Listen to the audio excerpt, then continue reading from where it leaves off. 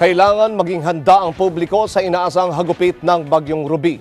Kaya naman ilang mga tip ang ibabahagi sa atin ni Sofia Okut para matiyak ang ating kaligtasan sa panibago na namang kalamidad. Si Sofia Okut sa detalye. Hindi pa halos nakakabangon sa pananalasa ng bagsik ni Yolanda noong nakaraang taon. Isa na namang super typhoon ang inaasahang hahagupit sa bansa anumang oras ngayon. Ang ilang mga residente sa mga apektadong lugar, kanya-kanya ng diskarte sa paghahanda. Kaya naman sa mga nasa bahay, tiyaking nakaalerto sa lahat ng oras. Kung hindi pa nakakalikas, dapat ay magkaroon na ng plano para sa banta ng flash floods o malaking pagbaha.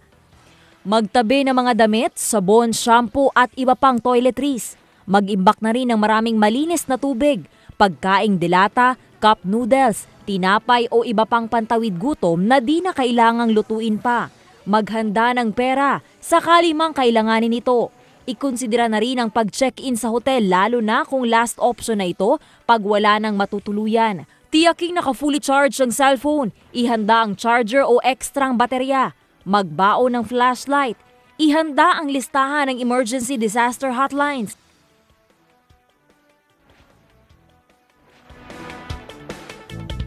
Magdala lagi ng gamot o first aid kit hanggat maaga abisuhan o balitaan na ang malalapit na kaibigan o kakilala kung anong estado na kayo sa panahon ng baha upang agad kayong masaklolohan.